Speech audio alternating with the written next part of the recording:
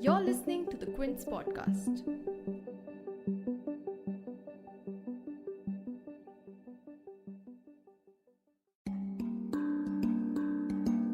Twitter, in a recent policy change, has tried to make the platform safer for its users, but the move has raised more questions than answers.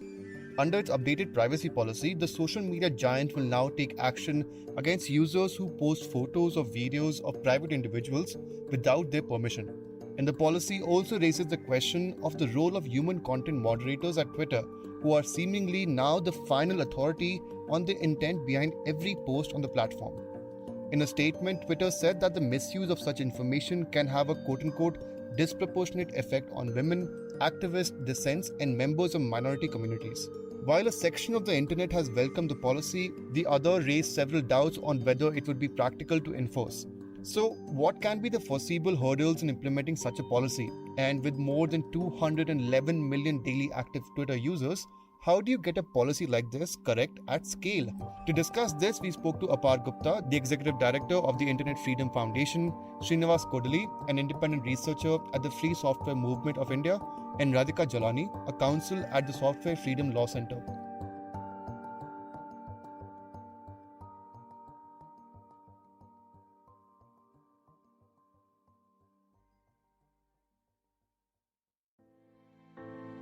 You're tuned in to The Big Story, the podcast where we dissect the headline making news for you, and I'm your host, Himmat.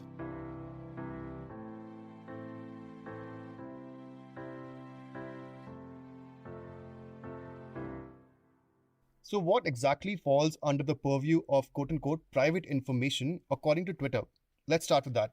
It's essentially 5 things which you will not want the general public to know: your home address or physical location, identification documents or numbers like your Aadhaar card number, your personal phone number or email address, any financial information like your bank account number, and lastly, any other private information like your medical records. But with the latest policy update, Twitter has also extended private information to mean photos and videos of a person taken without consent.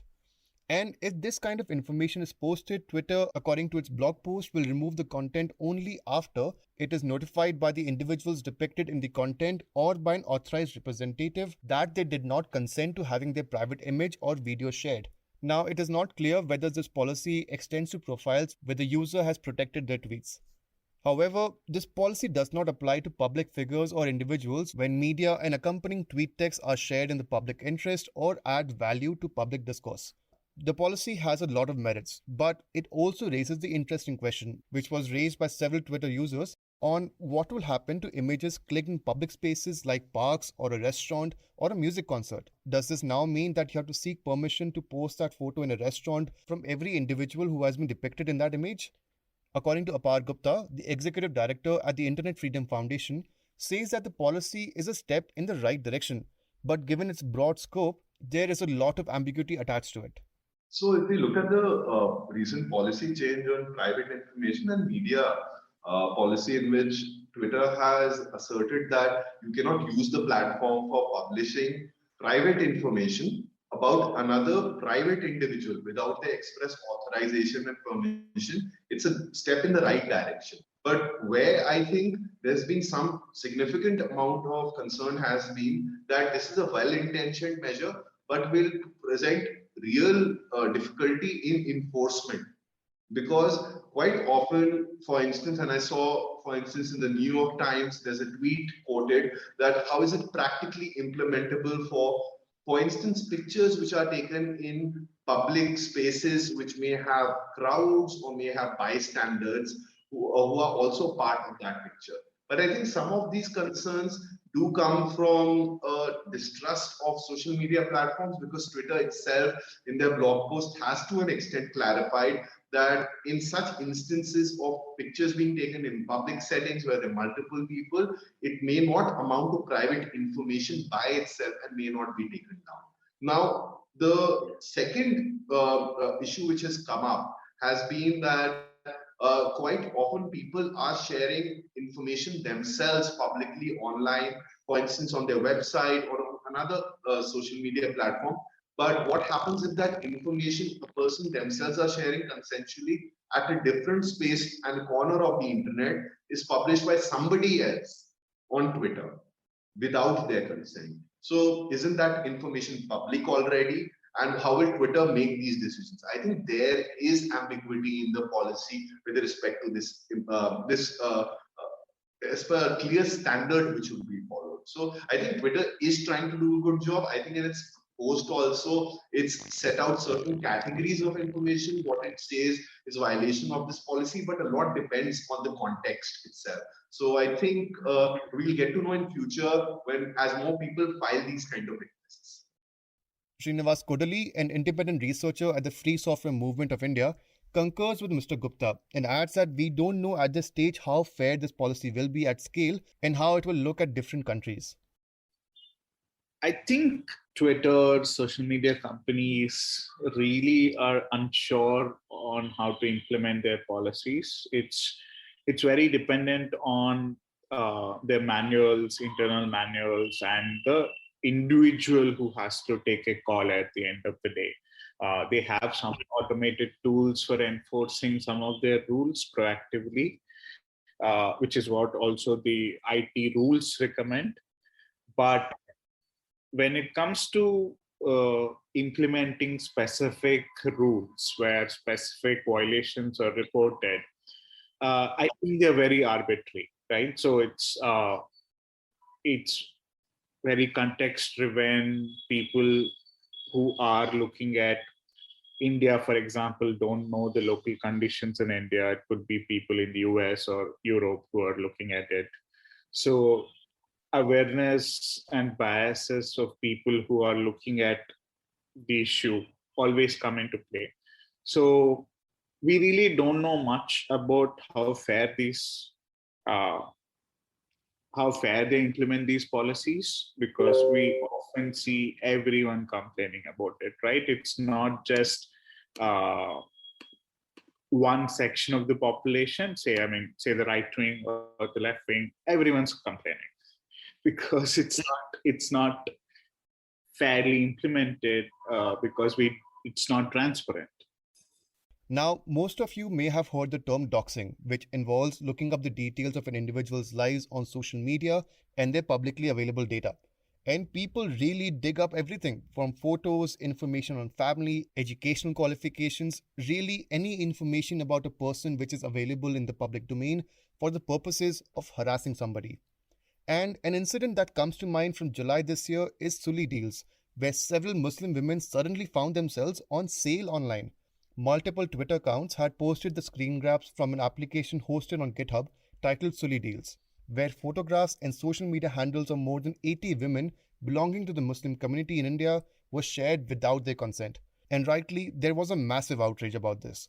However, even after 3 months of the incident, no arrests were made.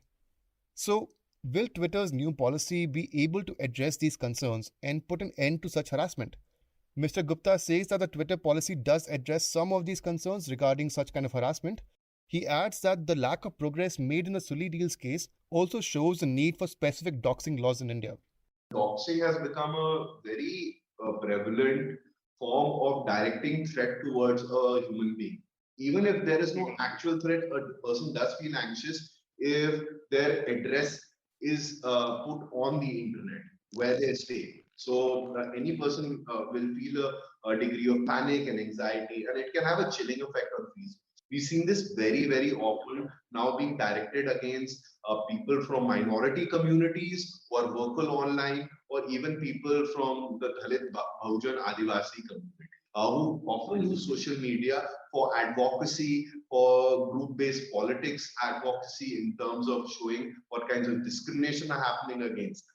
So I think this policy is supportive towards content removal, and in fact, even the removal of record accounts if there's a greater severity of such action. However, there is no alternative, and it's not a alternative. This is content removal by itself, account removal by itself is not an alternative to a police investigation, because when a crime is investigated, a person, if they are not prosecuted, a basic understanding of criminal laws goes in the dustbin, which is that there is a consequence which is flowing from that illegality towards satisfying a certain conventionally understood social understanding of what is acceptable human behavior.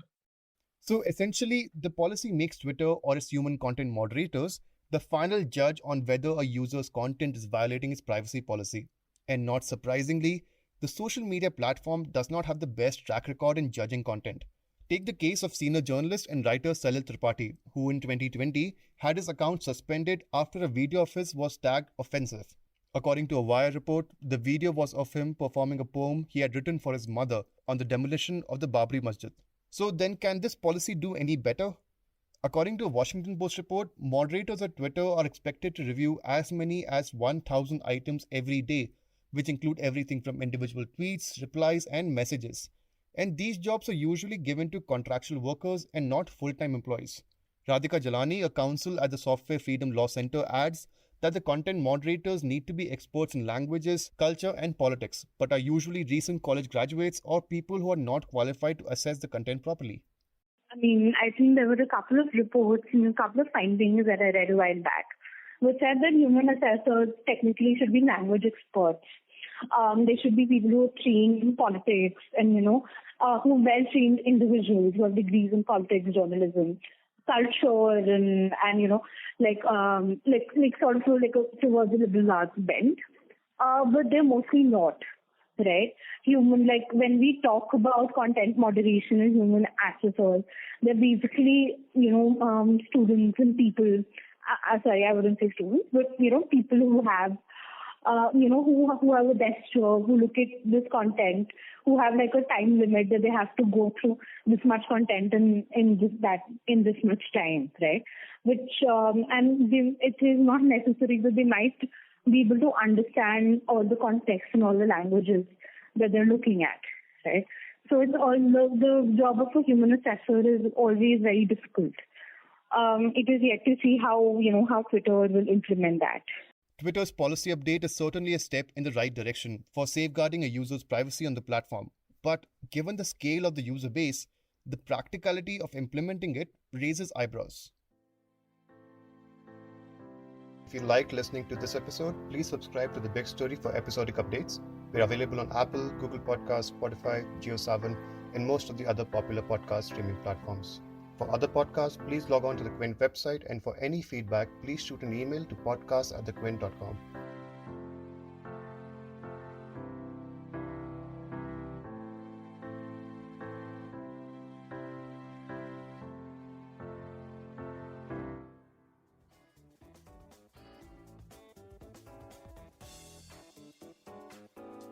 Thanks for listening. Log on to the Quint's website and check out our other podcasts.